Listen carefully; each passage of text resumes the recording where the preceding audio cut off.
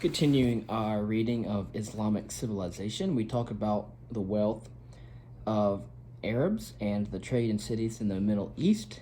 And as we have noted, the Abbasid era was probably one of the most prosperous periods in the entire history of the Middle East. Trade flourished not only in the Islamic world, but also with China, now in a period of efflorescence during the Tang and Song dynasties, which we'll discuss in a latter time. With the Byzantine Empire and with the trading societies in Southeast Asia, trading goods were carried both by ship and by the fleets of the desert. The camel caravans that traversed the arid land from Morocco in the far west to the countries beyond the Caspian Sea. From West Africa came gold and slaves. From China, silk and porcelain. From East Africa, gold, ivory, and rhinoceros horn. And from the lands of South Asia, sandalwood, cotton, wheat, sugar, and spices. Within the empire, Egypt contributed grain, Iraq, linens, dates, and precious stones, Spain, leather goods, olives, and wine, and Western India, pepper, and various textile goods.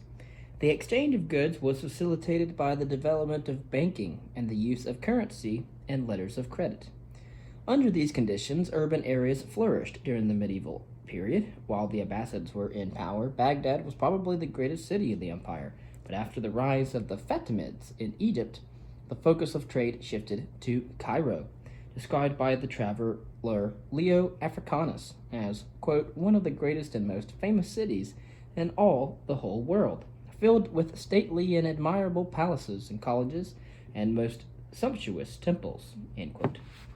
Other great commercial cities included Basra at the head of the Persian Gulf, Aden at the southern tip of the Arabian Peninsula, Damascus in modern Syria, and Marrakech in Morocco.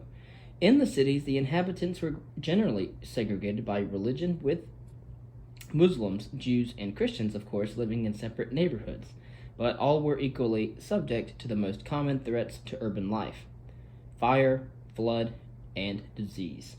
The most impressive urban buildings were usually the palace for the caliph, or the local governor, and the great mosque.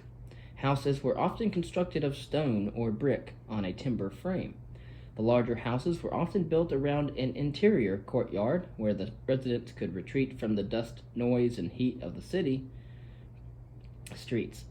Sometimes domestic animals such as goats or sheep would be stabled there. The houses of the wealthy were often multi-storied, with balconies and windows covered with lattice work to provide privacy. The poor in both urban and rural areas lived in simpler houses composed of clay or unfired bricks. The Bedouins lived in tents that could be dismantled and then moved according to their needs. The Arab Empire was clearly more urbanized than most other areas of the known world at the time, yet the bulk of the population continued to live in the countryside, supported by farming or herding animals. During the early stages, most of the farmland was owned by independent peasants, but eventually some concentration of land in the hands of the wealthy owners began to take place. Some lands were owned, indeed, by the state or the court and were cultivated by slave labor, but plantation agriculture was not as common as it would be later in many areas of the world.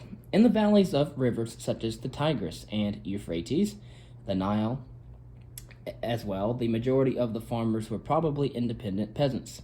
A Chinese account describes long life along the Nile. Quote, the peasants worked their fields without fear of inundation or droughts. A sufficiency of water for irrigation is supplied by a river whose source is not known. During the seasons when no cultivation is in progress, the level of the river remains even with the banks. With the beginning of cultivation, it rises day by day. Then it is that an official is appointed to watch the river and to await the highest water level, when he summons the people, who then plow and sow their fields. When they have had enough water, the river returns to its former level. End quote. Eating habits varied in accordance with economic standing and religious preference. Muslims did not eat pork, just like the Jews, but those who could afford pork often served other meats, including mutton, goat, poultry, or fish. fruit, spices, and various sweets were delicacies at the time. The poor were generally forced to survive on boiled millet or peas with an occasional lump of meat or fat. Bread, white or whole meal, could be found on tables throughout their entire region, except in the deserts, where boiled grain was the staple food. Pasta was probably first introduced to the Italians by Arab traders operating in Sicily. In some ways, Arab society was probably one of the most egalitarian of its time. Both the principles of Islam, which held that all were equal in the eyes of Allah, and the importance of trade to the prosperity of the state certainly contributed to this egalitarianism. Although there was a fairly well-defined upper class consisting of the ruling families, senior officials, tribal elites, and the wealthiest merchants, there was no hereditary nobility as in many contemporary societies.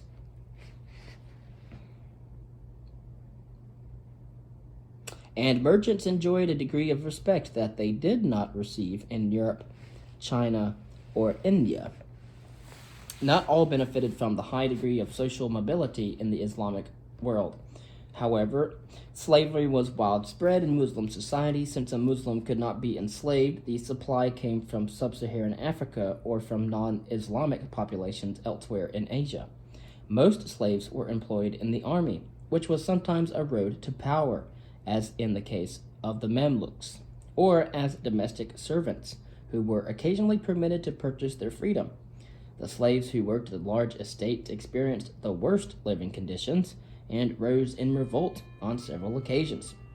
The Islamic principle of human equality also fell short, as in most other societies of its day, in the treatment of women.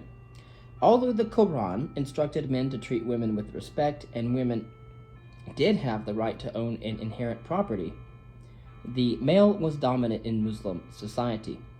Polygamy was permitted, and the right of divorce was in practice restricted to the husband, although some schools of legal thought permitted women to stipulate that their husband could have only one wife, or to seek a separation in certain specific circumstances.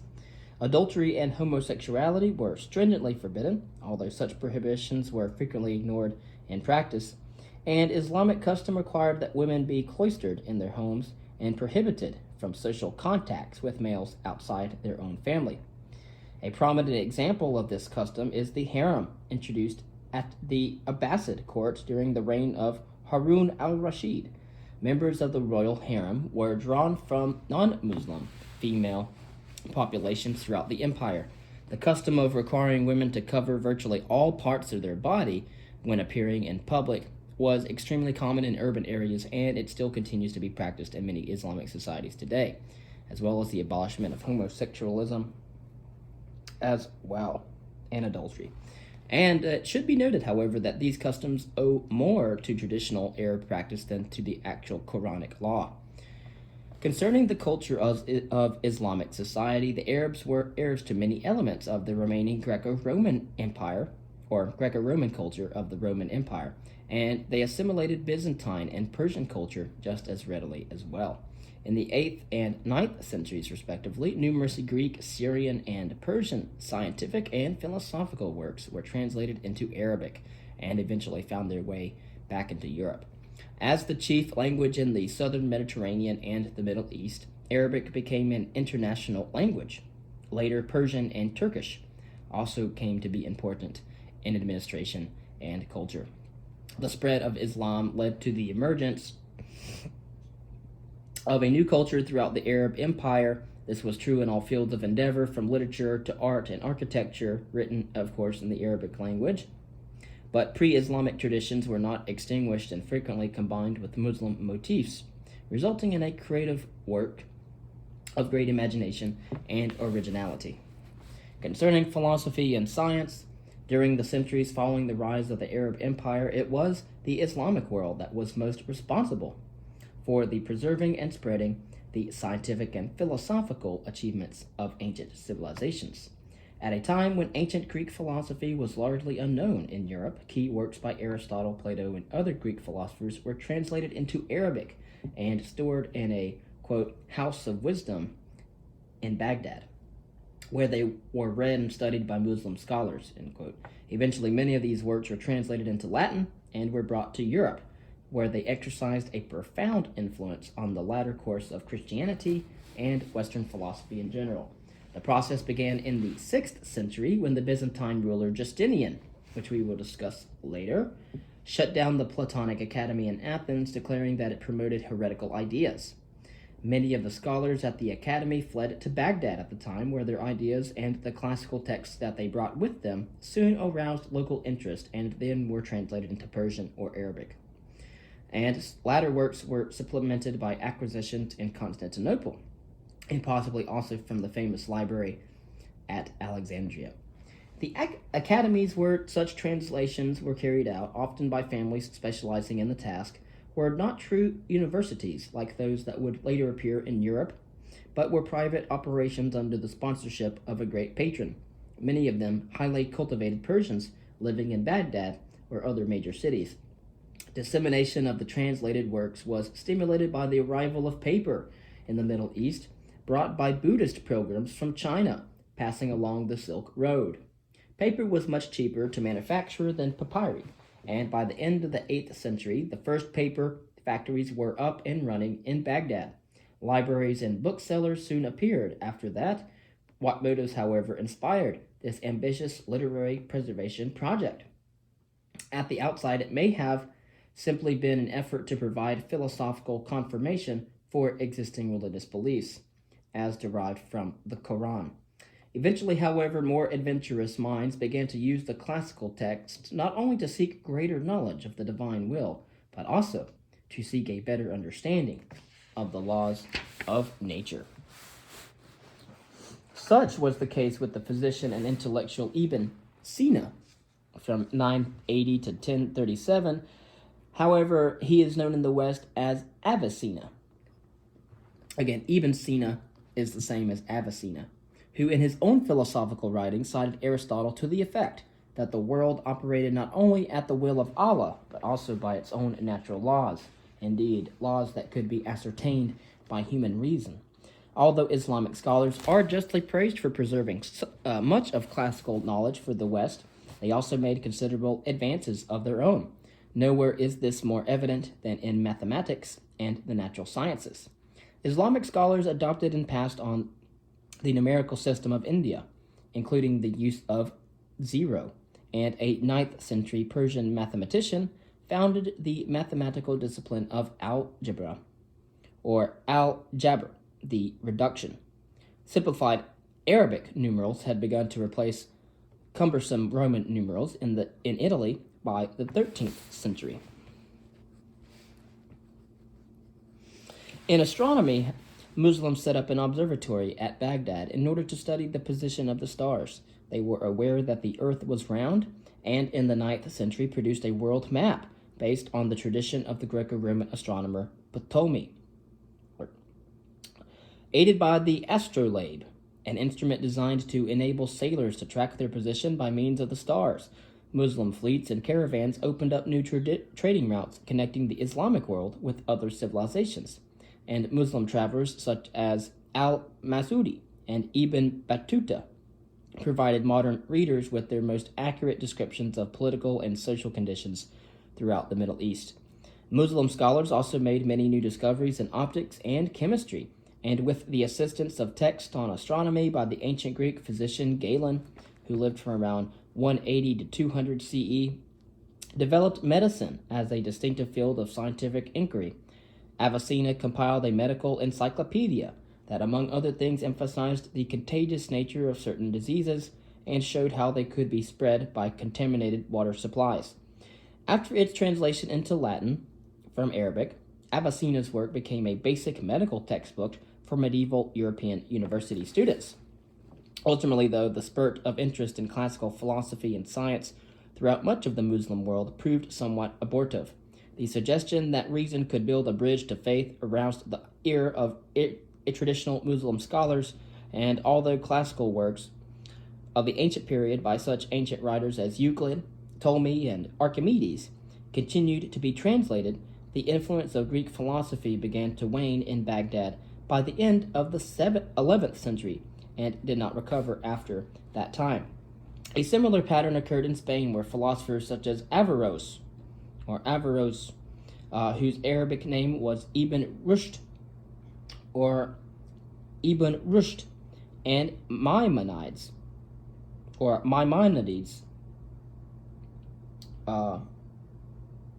Musa ibn Maimonides, a Jew who often wrote in Arabic, undertook their own translations and wrote in support of Avicenna's defense on the role of human reason. Again, we have Ibn Rushd and Maimonides. Both were born in Cordoba in the early 12th century, but were persecuted for their ideas by the Almohads, who had replaced the Almoravids in Andalusia, and both men ended their days in exile in North Africa. Of course, by then, Christian rulers such as Alfonso X in Castile and Frederick II in Sicily were indeed beginning to sponsor their own translations of the classical Greek works from Arabic into Latin, whence they made their way into the many new universities sprouting all over Western Europe in the 11th century. The end result of this period of cultural interaction would be an intellectual revolution that would transform the world of medieval Europe to its very core. And so, as we can see, that classical writers such as Euclid, Ptolemy, and Archimedes continue to be translated. The influence of Greek philosophy, however, began to wane in Baghdad by the end of the 11th century and did not recover. However, because of rulers such as Alfonso X and Frederick II in Sicily, they began to sponsor their own translation of classical Greek works from Arabic to Latin, and then they made their way into many universities over Western Europe in the 11th century, sparking an intellectual revolution that would indeed transform the world of medieval Europe.